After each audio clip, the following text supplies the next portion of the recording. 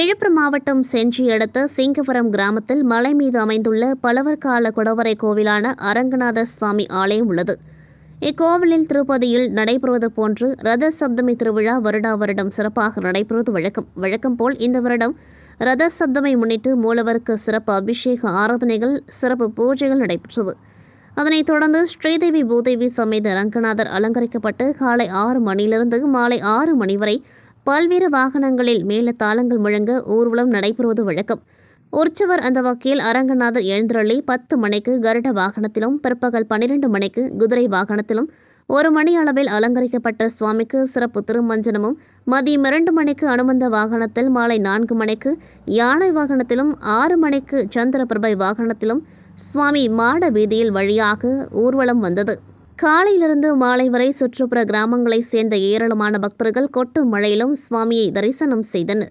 நிகழ்ச்சியில் செஞ்சி தொகுதி சட்டமன்ற உறுப்பினர் செஞ்சி மஸ்தான், செஞ்சி ஒன்றிய குழு தலைவர் விஜயகுமார், மேல்மலையனூர் திமுக ஒன்றிய செயலாளர் நெடுஞ்செழியன், செஞ்சி பேரூராட்சி மன்ற தலைவர் முக்தியர் அலி மஸ்தான் மற்றும் கிராம பிரமுகர்கள், உற்சவ உபயத்தாரர்கள், கிராம பொதுமக்கள், ஏராளமான பக்தர்கள் கலந்து கொண்டார்கள்.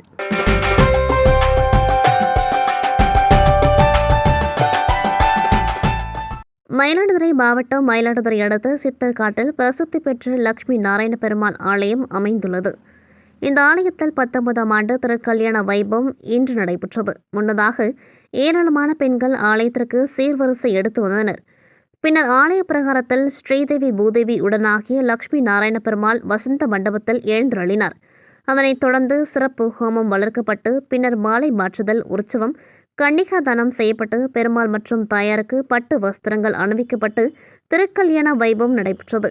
தொடர்ந்து மகா தீப ஆராதனை காண்பிக்கப்பட்டது. இதில் ஏராளமான பக்தர்கள் கலந்து கொண்டு பெருமாளை வழிபட்டு சென்றனர்.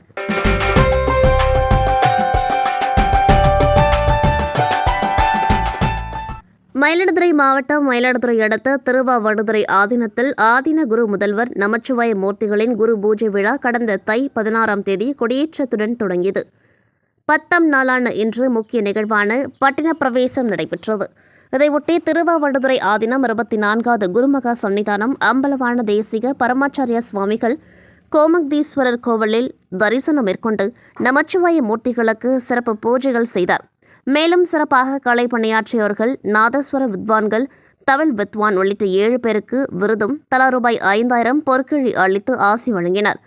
பின்னர் தேவாரம் அடங்கன் முறை எனும் நூலை திருவாவடுதுறை ஆதீனம் வெளியிட விழாவில் சிறப்பு விருந்தினர்கள் பெற்றுக்கொண்டார்கள். இதையடுத்து திருவாவடுதுறை ஆதீன கர்த்தர் 1,08,000 ருத்ராட்ச மணிகளால் ஆன தலைவடம் அணிந்து பவளமணி, கெண்டைமணி, பட்டு தலைக்குஞ்சம் அலங்காரத்துடன் தங்க பாதரட்சி அணிந்து சிவிகை பல்லக்கில் சிவிகாரோகணம் செய்தருளினார். பின்னர் பக்தர்கள் பல்லக்கை சுமந்து செல்ல ஆதீனம் 4 வீதிகளிலும் உலா செல்லும் பட்டின பிரவேசம் நடைபெற்றது. வழியெங்கும் ஆதீனத்துக்கு பக்தர்கள் பூரண கும்ப மரியாதையுடன் வரவேற்பு அளித்தனர். நிறைவாக திருமடத்தின் கோலு மண்டபத்தில் சிவஞான கோலு காட்சியில் எழுந்தருளினார். நிகழ்ச்சியில் திரளான பக்தர்கள் கலந்து கொண்டார்கள்.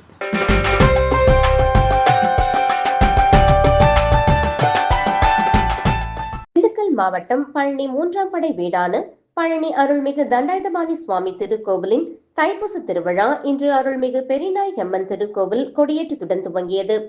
இத்திருவிழாவானது 10 நாள் நடைபெறும் திருவிழாவின் முக்கிய நிகழ்வான ஜனவரி 31ஆம் தேதி முத்துக்குமார சுவாமி வள்ளி தெய்வானை திருக்கல்யாணம் மற்றும் வெள்ளி தேரோட்டமும் நடைபெறும். பிப்ரவரி 1 தைப்பூசம் நாளன்று மாலை 4 மணிக்கு தேரோட்டம் நடைபெறும்.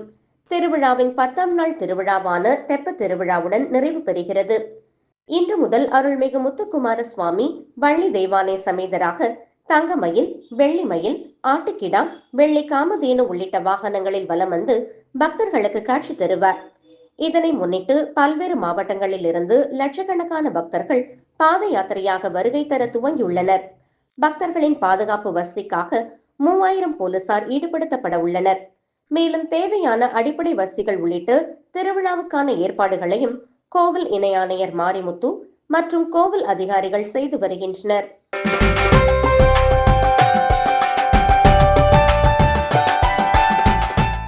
நாட்டின் 77வது குடியரசு தின விழா கோலாகலமாக கொண்டாடப்பட்டு வரும் நிலையில் உலக பிரசித்தி பெற்று சிதம்பரம் நடராஜர் கோவில் கிழக்கு பகுதியில் உள்ள 142 அடி உயர ராஜகோபுரத்தில் தேசிய கொடியை ஏற்றி தீட்சிதர்கள் மரியாதை செய்தனர். முன்னதாக நடராஜருக்கு பால் நைவேத்தியம் முடித்த பின்பு நடராஜர் சிவகாம சுந்தரி தாயாருக்கு மகா தீபாராதனை காண்பிக்கப்பட்ட பின்பு தேசிய கொடியை நடராஜர் முன்பு வைத்து சிறப்பு பூஜைகள் செய்யப்பட்டது. அதனைத் தொடர்ந்து மேளதாளங்கள் முழங்க ஊர்வலமாக தேசிய கொடியை எடுத்து வந்து கிழக்கு பகுதியில் உள்ள ராஜகோபுரத்தில் தேசிய கொடியை ஏற்றி மரியாதை செய்தனர். அதனைத் தொடர்ந்து கோவிலுக்கு வந்த பக்தர்களுக்கு இனிப்பு வழங்கி இந்திய நாட்டின் 77வது குடியரசு தினத்தை கொண்டாடினர்.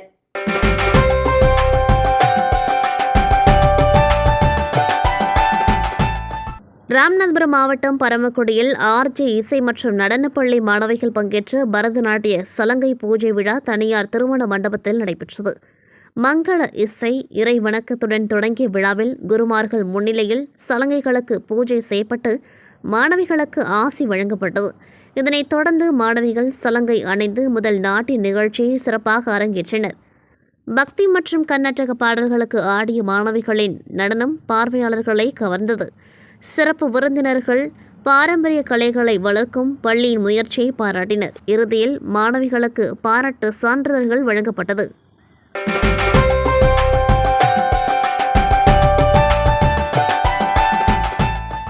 நெல்லை மாவட்டம் சேரன் மகாதேவியில் தாமிரபரணி ஆற்றங்கரையில் அமைந்துள்ள அருள்மிகு அப்பன் வெங்கடாச்சலபதி கோவிலில் ரத சப்தமியை முன்னிட்டு தீர்த்தவாரி விழா விமர்சையாக நடைபெற்றது.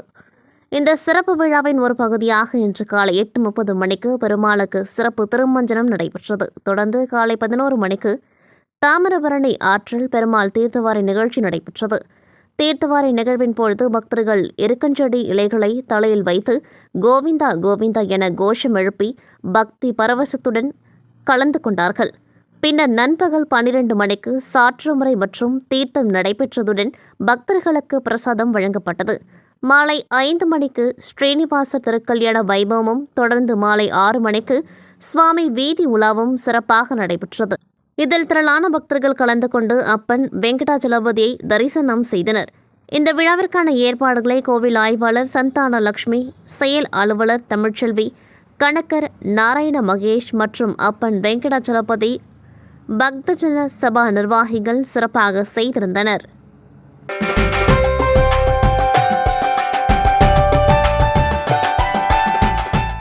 சூரியன் தை மாதம் வடக்கு நோக்கி பயணத்தை தொடங்கும் சூரிய ஜெயந்தி விழா ரத சப்தமியாக கொண்டாடப்படுகிறது. இத்தகைய விழாவின் பொழுது பெருமாள் கோவில்களில் பல்வேறு சிறப்பு வழிபாடுகளும் பெருமாள் பல்வேறு வாகனங்களில் எழுந்தருளி திருமதி விழாவும் நடைபெறும். அந்த வகையில் நெல்லை பாளையங்கோட்டையில் அமைந்துள்ள நூற்றாண்டு பழமை வாய்ந்த அழகிய மன்னார் ராஜகோபால் சுவாமி திருக்கோவிலில் ரத சப்தமி விழா 12ஆம் ஆண்டு கோலாகலமாக கொண்டாடப்பட்டது.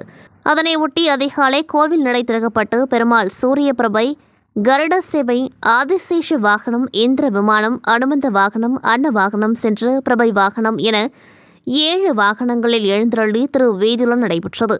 காலை 6 மணிக்கு தொடங்கிய திருவிழா நிகழ்ச்சி 2 மணி நேர இடைவெளியில் தொடர்ந்து பல்வேறு வாகனங்களில் பெருமாள் திருவீதியுலா நடைபெற்றது. மாலையில் இந்திர விமானத்தில் ஸ்ரீதேவி பூதேவி சமேதராக எழுந்தருளிய ராஜகோபால சுவாமிக்கு குடவரை வாயில் தீப ஆராதனையும் தொடர்ந்து திருவீதி உலாவும் நடைபெற்றது. பின்னர் நடைபெற்ற இரட்டை கருட சேவையில் ராஜகோபாலர் மற்றும் அழகிய மன்னார் பெருமாள் 2 கருட வாகனத்தில் எழுந்தருளி திருவீதி உலா நடைபெற்றது. இரவு வரை நடைபெற்ற திருவீதி உலாவில் திரளான பக்தர்கள் பங்கேற்று சுவாமி தரிசனம் செய்தனர்.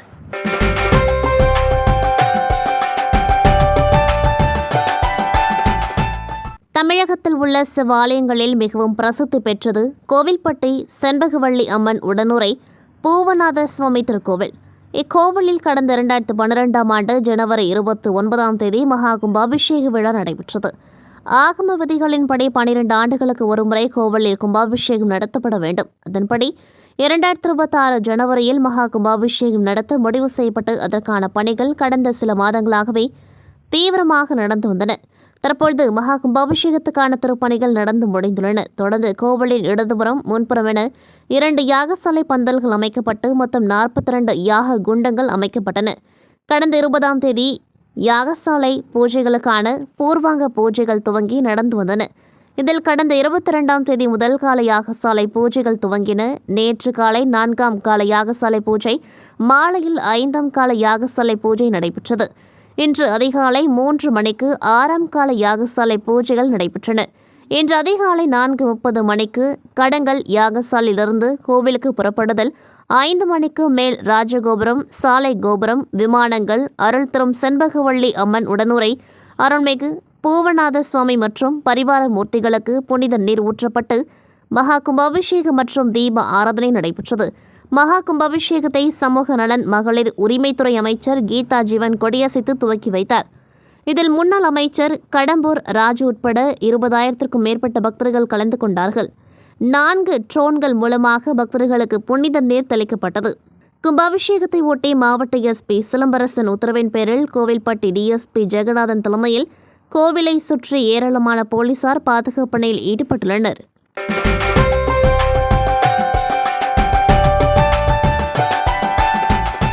பிரசித்தி பெற்ற திருச்செங்கோடு அர்த்தநாரீஸ்வரர் திருக்கோவில் வைகாசி விசாக தேர் திருவிழாவின் போது அர்த்தநாரீஸ்வரர் வலம் வர சுமார் 450 ஆண்டுகளுக்கு முன்பு உருவாக்கப்பட்ட தமிழகத்தின் 4வது பெரிய தேராக விளங்குகின்ற வைகாசி விசாக திருவிழா பெரிய தேர் காலத்தால் பழமையடைந்ததால் புதிதாக தேர் அமைக்க முடிவு செய்யப்பட்டு சுமார் 3 கோடி மதிப்பீட்டில் 100 டன் இலுப்பை, வேம்பு உள்ளிட்ட மரங்களை கொண்டு 23 அடி உயரம், 23 அடி அகலம் கொண்ட இரும்பு அச்சுடன் கூடிய புதிய தேர் உருவாக்கும் பணி கடந்த 24ஆம் ஆண்டு ஜூலை மாதம் 12ஆம் தேதி துவக்கப்பட்டு பணிகள் முடிவடைந்து புதிய தேர் உருவாகி இரும்பு அச்சு, இரும்பு சக்கரம் பொருத்தப்பட்டு முழு வடிவம் பெற்றது.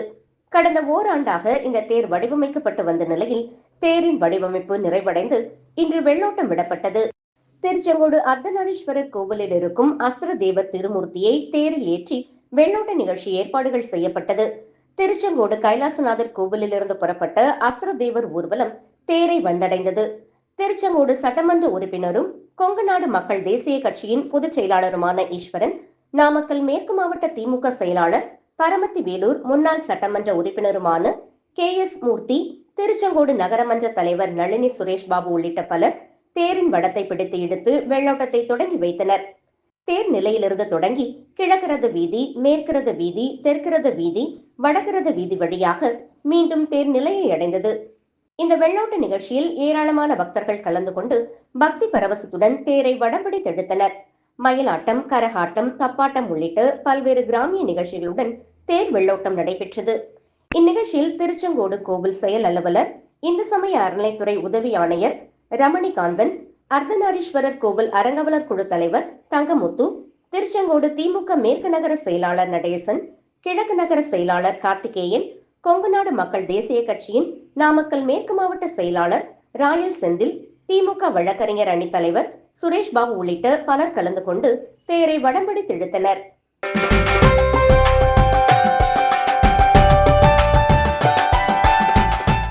நாமக்கல் மாவட்டம் மோகனூர் வட்டம் குமரிபாளையம் கிராமத்தில் உள்ள சின்னதம்பிபாளையம், மாமரத்துப்பட்டி, தண்ணீர் பந்தல் ஊர்களில் உள்ள ஸ்ரீ செல்வ விநாயகர், ஸ்ரீ நவசக்தி விநாயகர், ஸ்ரீ காளியம்மன், ஸ்ரீ செல்லாண்டி அம்மன், ஸ்ரீ நவகிரகங்கள், ஸ்ரீ மகா கணபதி, ஸ்ரீ அன்ன காமாட்சி, ஸ்ரீ மகா மாரியம்மன் ஆலய மகா கும்பாபிஷேக விழா வருகிற 28/1/2026 புதன்கிழமை காலை 9:05 மணிக்கு மேல் 10:30 மணிக்குள் மிக விமர்சையாக நடைபெற உள்ளது.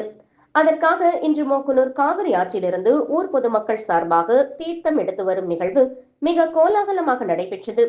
முன்னதாக மோகனூர் காந்தமலையிலிருந்து பக்தர்கள் பல்வேறு வீதிகள் வழியாக காவிரி ஆற்றில் புனித நீராடி பின்னர் புனித குடங்கள் வரிசையாக காவிரி கரை அடுக்கி வைக்கப்பட்டு மகா தீபாராதனை காட்டப்பட்டது. பிறகு பசுக்கள், குதிரைகளுடன் மேளதாளம், ஆட்டம் பாட்டத்துடன் பல்வேறு வீதிகள் வழியாக மோகனூர் காவிரி ஆற்றிலிருந்து தங்கள் ஊர்களுக்கு தீர்த்த குடத்துடன் வரிசையாக சென்றனர். இதில் ஏராளமானோர் கலந்து கொண்டனர்.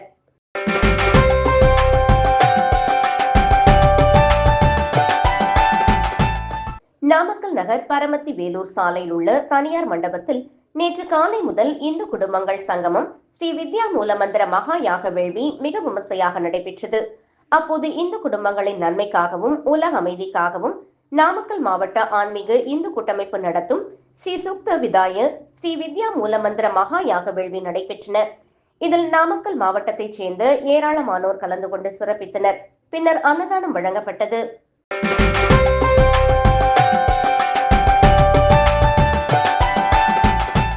திருநெல்வேலி சங்கர் நகர் ஜெயந்திரா பள்ளியில் உலக நன்மைக்காக பல்வேறு நிகழ்வுகள் நடைபெறுகின்றன. அதன்படி உத்தராயண புண்ணிய காலம் பிறப்பை முன்னிட்டும் தை சப்தமியை முன்னிட்டும் சுமார் 600க்கும் மேற்பட்ட சுமங்கலிகள் ஒன்று கூடி லலிதா சகஸ்ரநாம பாராயணம் அர்ச்சனை நடைபெற்றது. முன்னதாக முதலில் உலக மக்கள் நோய் நொடியின்றி சுபிட்சமாக வாழ சங்கல்பம் செய்யப்பட்டது. அதனைத் தொடர்ந்து வந்திருந்த சுமங்கலி பெண்களுக்கு மங்கள பொருட்களான பூ, மஞ்சள், குங்குமம், வஸ்திரம் வழங்கப்பட்டது. அதனைத் தொடர்ந்து பூக்களால் அலங்கரிக்கப்பட்ட அம்மன் திருமுகத்திற்கு பூக்களால் லலிதா சகஸ்ரநாம அர்ச்சனை நடத்தப்பட்டது. உடன் சுமங்கலி பெண்கள் லலிதா சகஸ்ரநாம பாராயணம் செய்தனர். நிறைவாக மங்களாரத்தி காண்பிக்கப்பட்டது. கலந்து கொண்ட பெண்களுக்கு பிரசாதங்கள் வழங்கப்பட்டது.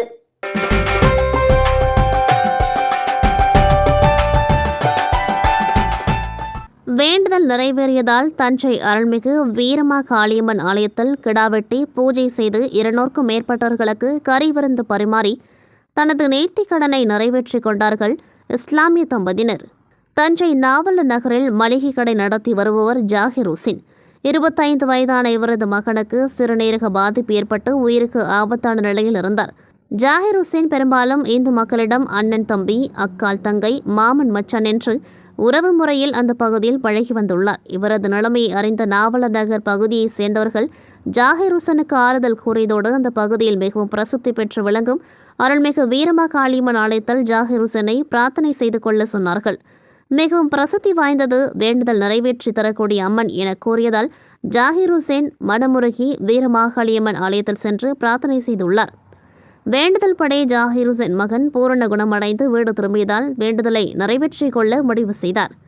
அதன்படி இன்று தஞ்சை நாவலர் நகரில் எழுந்தருளியிருக்கும் அருள்மிகு வீரமாகாளியம்மன் ஆலயத்தில் பொங்கல் வைத்து படையிலிட்டு பின்னர் கிடாவெட்டி அந்த பகுதியைச் சேர்ந்த 200க்கும் மேற்பட்டவர்களுக்கு கறி விருந்து பரிமாறி தனது நேர்த்திக் கடனை நிறைவேற்றிக் கொண்டார்.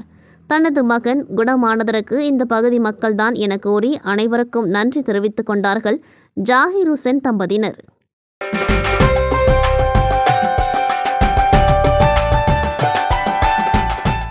மதுரை மாவட்டம் வாடிப்பட்டி போடிநாயக்கன்பட்டியில் அமைந்துள்ள அருள்மிகு ஸ்ரீ பகவதி அம்மன், ஸ்ரீ காளியம்மன், ஸ்ரீ முத்தாலம்மன் கோவில் கும்பாபிஷேக விழா நடைபெற்றது.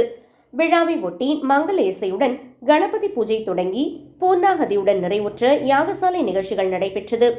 தொடர்ந்து அதிர்வேட்டுக்கள், மேளதாளங்கள் முழங்க கடம் புறப்பாடாகி திருக்கோவிலில் சுற்றி வலம் வந்து கும்பத்தின் மேல் புனித நீர் ஊற்றப்பட்டது.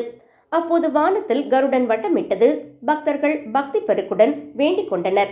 பக்தர்கள் மீது புனித நீர் தெளிக்கப்பட்டது. தொடர்ந்து தீபாராதனை காட்டப்பட்டு பிரசாதம் வழங்கப்பட்டது. அறுசுவை அன்னதானம் நடைபெற்றது.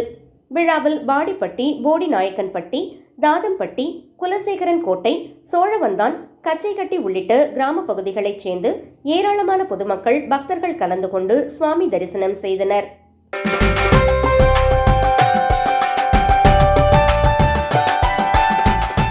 புதுச்சேரி சின்ன சுப்பராய பிள்ளை வீதியில் எழுந்தருளியுள்ள அருள்மிகு ஸ்ரீ தண்டமுத்து மாரியம்மன் ஆலயத்தின் 37ஆம் ஆண்டு ஏகதின லட்சார்ச்சனை விழா வெகு விமர்சையாக நடைபெற்றது.